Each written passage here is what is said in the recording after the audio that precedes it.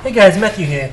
In this video we're going to talk about the drag and move tools and why we should never use the drag tool, which is quite ironic seeing we're making half a video about it.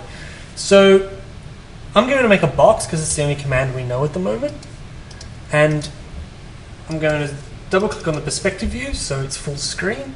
Now here it is, my box is in shaded view. I'm going to click on it to select it. Now if I click on it again, you'll notice that I can move it around the screen apparently, and I can place it anywhere I would like. Voila.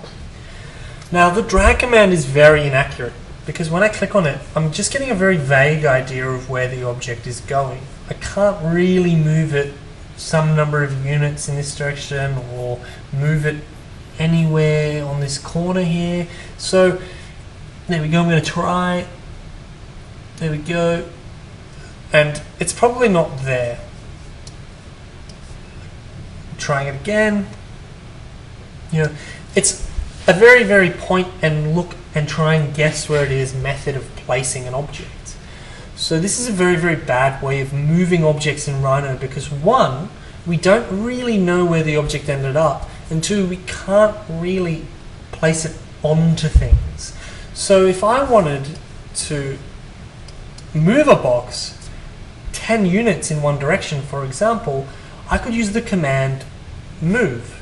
And to do that, we just type in the word move, as you would assume. So I'm going to just type in M-O-V-E, move comes up, I'm going to press enter, and it'll ask me for a point to move from. So I can click anywhere on the screen, so I'm going to just click here, and I can move it some number of units. So I'm going to move it 100 units. So I'm going to type in 100. Now, I can move that box 100 units in any direction I want by just rotating around. If I want to move it 100 units in the X or the Y direction, I can just hold down the Shift key and that will lock it to the X direction, or I could move it in the Y direction by just moving the mouse to be near the green axis of the perspective view. So that's how you move objects in RHINO. You type move, you choose a point, and I want to move it 5 units in this direction, and it will allow me to move it 5 units in any direction I like. If I hold down Shift, I can lock it to the X and the Y axes. So that's how you move an object in RHINO. So never use the drag command because one, it gives you a very, very vague idea of where it is, and two, it leads to heavy inaccuracies in a final model. So a lot of the time, if you use the drag command, there's actually no going back. It's like if you go and you go and you go and everything looks okay and everything looks okay and everything looks okay, you might get to the point where you want to draw something or you want to actually 3D print or make a model of something, and in the end, it's like the model is useless for these acts. You need to either A, do a lot of reworking of the thing, or B, start again.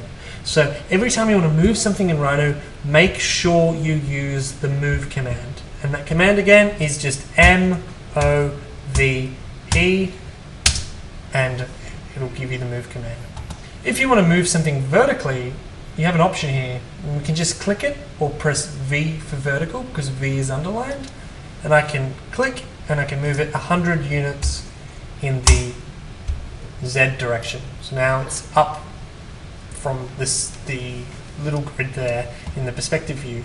So that's the move command. Never use the drag command. See you in the next video.